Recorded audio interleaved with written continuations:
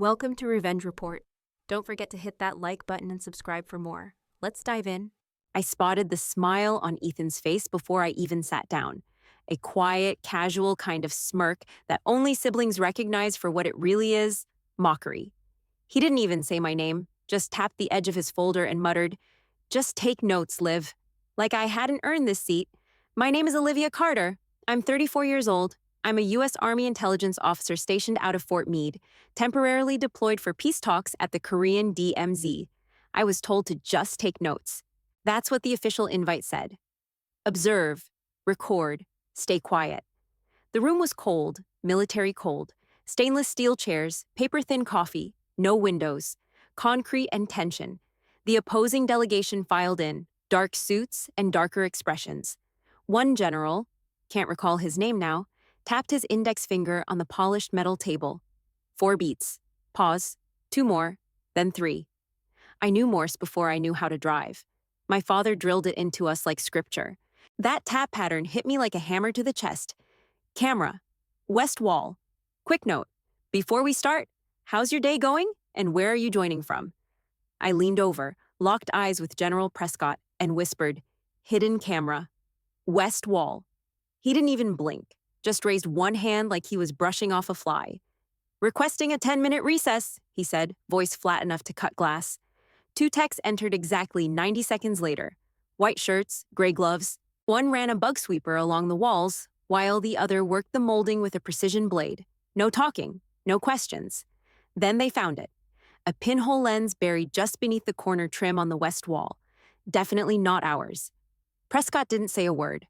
Just turned and walked out like this was routine. Like he'd expected it. When we came back in, everything looked untouched. Chairs reset, water cups in the same place. Only now I felt every move like it had weight. Like someone had cracked the seal on the room. I glanced toward Ethan. He wasn't looking at me, just standing next to the aide, his hands loose at his sides. But I saw it. His thumb, twitching once, then curling into his palm. The same tell he had in high school, right before he lied about wrecking Dad's truck. I didn't say a word, just sat, opened my pad, and started writing. Ethan walked next to me like nothing happened. Same casual pace, hands in his pockets, no tension in his voice.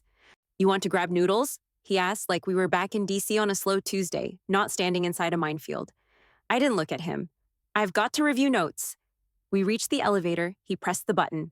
Metal doors slid open with a dull hiss. He leaned in just before I stepped inside and dropped it again. Same damn tone as earlier. "Just take notes." I nodded. Didn't speak, didn't blink, just let the doors close between us. In my room, I stripped off my jacket, sat down, and opened the same notepad. Drew a single black line across the page. That's how I start every recon journal. One line to separate thought from data.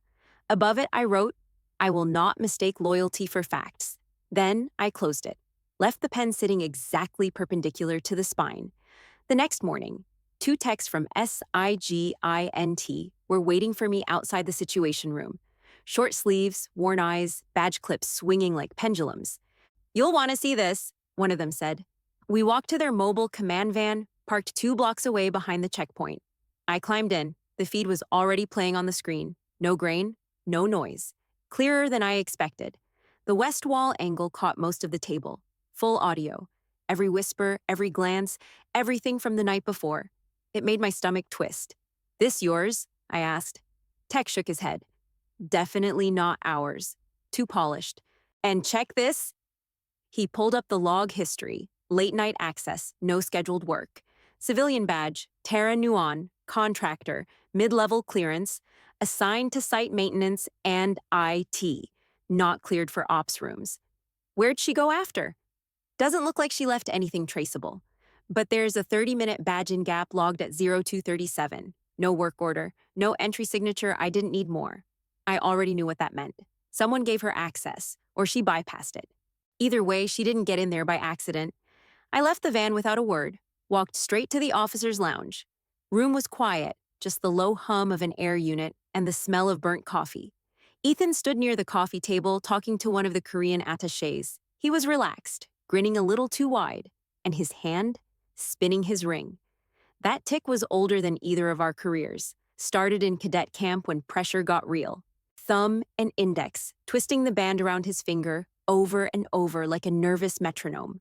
He looked up once, didn't meet my eyes, kept talking. I scanned the room, took in who else was watching, who wasn't. Tara wasn't there, no sign of her in the hallway either. I went back to my quarters, opened the notepad again, drew another line. Then I opened the secure system from my laptop and started digging. Tara's file wasn't sealed. That surprised me. I pulled her assignment logs. Her name popped up more than it should have, on minor jobs, small patches, late fixes, all logged at off hours. None of them urgent. She'd built herself a pattern, low noise, high access. That takes skill, planning, coordination. I cross-referenced badge access, found one overlap. Just one. Ethan. 3 weeks ago, same storage terminal. 2 overlapping badge scans, 5 minutes apart. Nothing on the report. Nothing flagged. It could have meant nothing, but it didn't feel like nothing. I stared at that overlap until the screen started to blur. Then I closed the laptop, set it aside, and forced myself to breathe slow. 1 count in, 3 out. This was where intel work got hard. When the signs pointed in a direction you didn't want to go. The next morning, I went back to the lounge. Ethan was there again, coffee in one hand, ring spinning. Tara walked in 5 minutes later, straight to the corner to answer a call. Neither of them looked at each other. Too careful. I opened it to see Ethan's aide, young, red-cheeked, barely old enough to shave. "Ma'am, this got left in the motorcade," he said, holding out a slim black case. "Says it belongs to Major Carter." He meant Ethan. I took it. "Thanks," I said, and shut the door before he could explain anything else. The case was too light to be dangerous. Smooth latches, no tags. I popped it open with a pen tip, empty, not even a pen inside. But I'd seen that model before. It was for signal shielding, usually used for secure transport of encrypted drives. He could have picked it up himself. Could have called me direct. Instead, he sent the kid. That told me everything. I pulled out the UV tracer pen from my kit, wrote a serial number on the inside flap, one only I would recognize, then slipped a small adhesive sensor into the seam behind the hinge. No sound, no blinking light, just quiet insurance. The next morning, I dropped the case off at his quarters with a smile. "He left this behind," I told the clerk. "Wouldn't want him losing it." 2 hours later, the ping came through. Not at the base, not in the command center. It was moving south, fast. Then it stopped at a serviced office downtown, 6 blocks from the embassy district.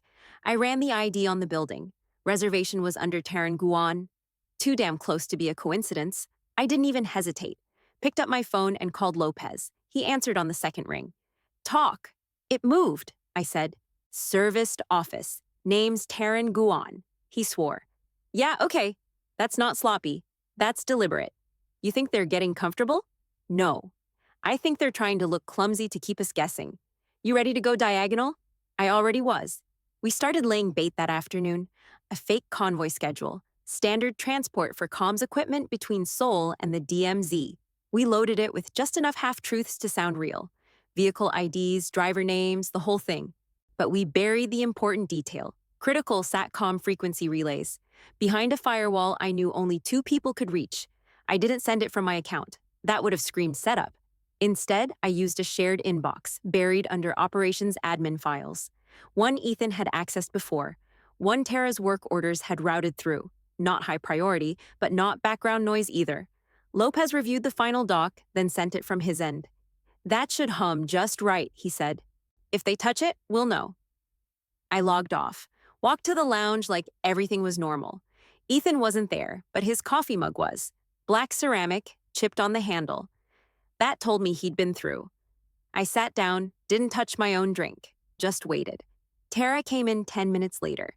She didn't glance my way, just walked to the printer station, fiddled with the settings, then left with a folder in her hand. No one noticed but me. That night, I replayed everything in my head. The smirk, the spinning ring, the case. Maybe it still wasn't enough. But if they touched that bait file, we'd be past maybe. 3 hours into the next day's talks, I felt it before I heard it. My secure phone buzzing low against my leg, buried in my coat pocket. I kept my hands still, eyes on the translation packet in front of me. The generals were debating airspace protocols, voices steady but sharp. Ethan sat 4 chairs down, ankle crossed over his knee, pen tapping against his notepad in a lazy rhythm. He looked like he was barely paying attention. I slid the phone under the table and cracked the screen just enough to read it. Lopez, ghost file opened 17 minutes ago. I pulled my pen back to the paper and wrote one word, 17. I circled it, then I dropped my hand to my lap and hit redial. Lopez picked up fast. They took the bait. Where? I whispered. Shared liaison terminal. Room 2, B, 2 people on the log. Tara Nuon and Ethan Carter. 10 minutes apart, my spine locked. I didn't look at Ethan, didn't even blink his direction. Across the table, Tara shifted. Her phone was in her lap, hand tucked under the tablecloth. She wasn't typing, just holding it. Her face was still, too still. Lopez spoke again. You want to call it now? No, I said. Not yet. He hesitated. They're both warm. We've got enough for a preliminary charge. Not good enough. One more move. I want to know who's running it. Lopez gave a tight exhale through the line. You're gonna wait. Yeah, I hung up without saying goodbye. I forced myself to keep writing. Reactions, phrases, body cues. Ethan yawned once, then reached for his water. The pen was still tapping, but slower now. His eyes drifted toward Tara once, but only for half a second. Most people wouldn't notice. I did. Prescott called a 5-minute recess. The moment the doors closed behind him, I stood up and stepped into the hallway. I counted to 10, then pulled out my phone again. Lopez was already calling. They're not moving, he said, but I've got a follow-on trace. A draft file, same terminal, saved under convoy adjusted beta. Matches your decoy, different frequency tags. Which one accessed it? Too fast to split the timestamp. System logged it as a single session, but the file was renamed. That's human, not automation. That told me a lot. Tara had clearance to view admin logs. Ethan didn't, but he had the motive to hide. She didn't need him unless she wanted cover. I walked to the far stairwell, quiet corner of the building, then leaned against the wall. Still want to hold? Lopez asked. Yes. You think they'll move again? They always do. He clicked his tongue. You're gambling. I smiled without meaning to. No, I'm watching the pattern. By the time I came back to the table, the water glasses had been refilled. Ethan was flipping through his notes. Tara was gone. Restroom, someone whispered behind me. I sat back down, wrote the time, waited. A few minutes later, Tara returned. No phone in her hand now, no expression either, just still. Ethan leaned toward her casually, said something under his breath. She nodded once. I watched it. Every movement, every breath. Whatever they were doing, they thought they had time. They didn't. By dawn, I was sitting in the back of a surveillance van watching the warehouse district wake up slow. One blue sign building across from us, unmarked, but registered to a shell logistics firm with no real contracts. It had one camera pointed at the alley, one roll-up gate, and no listed employees. That was the spot. Lopez was up front with the comms unit. He kept the volume low, didn't say much, just tapped once on the wall when something moved. Tara showed up first, black hoodie, messenger bag slung low. No hesitation. She scanned her subcontractor badge at the gate like she owned the place. It buzzed once, then opened. She walked in smooth, not fast, not slow, just calm. I didn't say anything, just checked the time. 05:43. Lopez leaned back. She's right on script. I didn't answer. My eyes were locked on the front feed. 8 minutes later, a black sedan rolled up. Ethan stepped out. His boots hit the pavement too hard, like he wasn't used to them. That told me he hadn't slept. Hair still damp from a rushed shower. No uniform, just a windbreaker and jeans. No visible weapon. He paused right outside the gate, pulled out his phone, read off something. Lips moving slow, deliberate. Lopez didn't hesitate. That's the drop. He's feeding them coordinates. I felt it land in my chest. Solid, unavoidable. Lopez keyed his mic. Execute. 3 words came back, sharp in the earpiece. Confirm. Go. Now the van didn't shake. There were no sirens, just quiet steps on concrete as the tactical team moved. 2 angles, no yelling, no drawn guns unless needed. We watched on 3 feeds as they breached. Inside, Tara was opening the metal case on a folding table. She didn't flinch when the agents came in, just stepped back and raised her hands like she already knew the routine. They cuffed her in under 10 seconds. Outside, Ethan was still on the phone. He turned his head when the team came up on both sides. He didn't move, didn't run, didn't even raise his voice, just slowly lowered the phone and held out his wrists. No words, no resistance. They cuffed him, double-checked for weapons, then walked him to the transport. He didn't look scared. He didn't even look surprised, just tired. That's what gutted me. Not the arrest, not the sting. The way he looked at nothing, eyes flat, shoulders slack. Like he'd already left the story days ago and his body was just playing catch-up. Lopez said something, but I didn't catch it. I was still watching the screen as Ethan disappeared inside the van. Then Tara, her face unreadable. "Let's roll," Lopez said. "We'll debrief at base." The van turned, tires crunching slow over the gravel. I kept the feet up on my tablet, watching the building fade into gray haze behind us. No panic, no last-minute twist, no secret escape plan. Just two people who'd crossed too many lines and finally ran out of space to lie. Back at base, the silence didn't last long. It cracked fast. Murmurs first, then heat under it. Not yelling, not direct, but enough. You could feel it in the way people avoided eye contact, the way chairs scraped back harder than needed, the way no one said Ethan's name.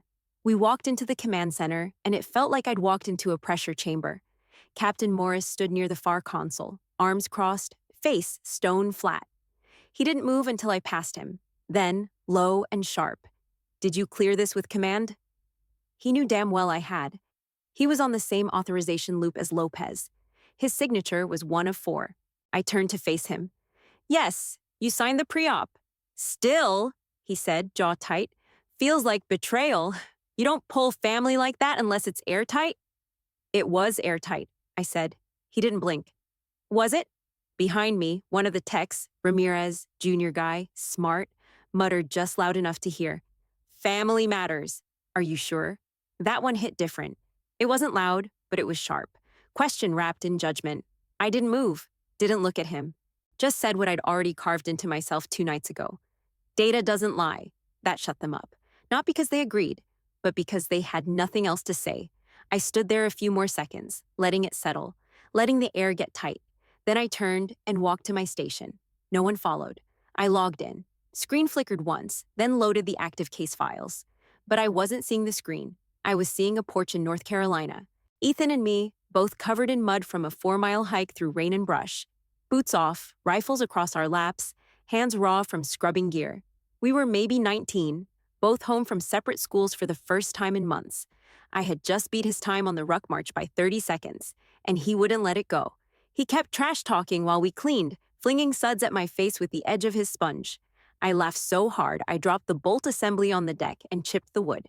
Dad made us fix it the next day. That version of him, grinning, loyal, full of fire, he didn't match what I'd seen today. But he was real, just as real as the one in handcuffs. And that's what twisted in my chest. Not the arrest, not the backlash. The truth that both versions could exist at once, and neither canceled the other. I minimized the case window and stared at the desktop. Behind me, the room was quieter now.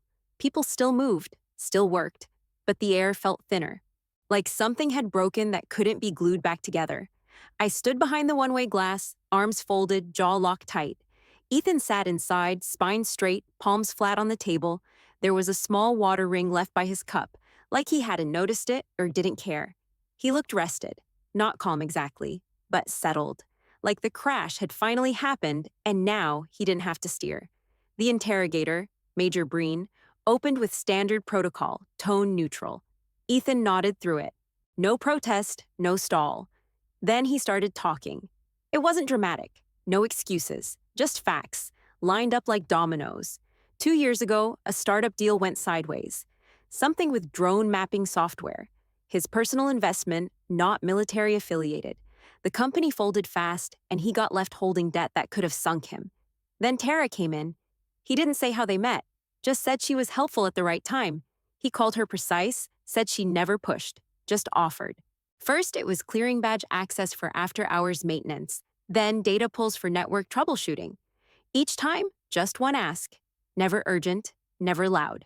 He said it like he'd rehearsed it, but not to defend himself, more like he needed someone to finally know. I convinced myself it wasn't treason, he said. Not if I kept it compartmentalized. Not if I kept her away from anything real Breen didn't interrupt. Just let him keep going. She told me what to look for. I flagged the files, she took the rest. I never moved it. I just opened the door. When they showed him the warehouse photos, hard evidence, time-stamped, he didn't argue. He didn't even blink. "That's what I gave her," he said. Breen leaned in. "Did you ever feel threatened?" Ethan shook his head. "No, I felt useful. They moved to names next, secondary players. Ethan gave 2, said they weren't aware of the full chain, just helped move files. Said he'd take the weight. Then Breen asked about me. Ethan didn't flinch. I tried to shield her by falling carefully. That was the line. Breen didn't respond right away. I didn't move. Then Ethan reached into his breast pocket, pulled out a folded sheet of paper and slid it across the table. "For Olivia?" he said. "She'll know what to do with it." Breen picked it up with gloved fingers, gave it a glance, then nodded. Ethan signed the chain of custody form without hesitation. Clear eyes, no excuses, and still not once did he ask where I was, or if I'd been the one to tip the first domino. He already knew. Lopez found me outside the comms office. Didn't say anything at first, just held out a sealed envelope and waited for me to take it. "Chain of custody forms on the back," he said. He wanted it to go straight to you. I signed the receipt with a pen that felt heavier than it should have. My name next to his, black ink on white paper. One clean line between what was and what came after. Back in my quarters, I sat at the desk and broke the seal. Standard issue military note paper. Block lettering. No flair. No emotion. Just data. Like a field report. He laid it out in full. No stalling, no misdirection. Wire paths, server locations. Account numbers masked behind third-party intermediaries. The Singapore company was a shell propped up by one-page invoices and fake employees. Someone had taught him how to build the structure right, but not how to cover the collapse. He marked the transfer routes, used initials instead of names, but I recognized the patterns, places he'd touched, systems he shouldn't have been near.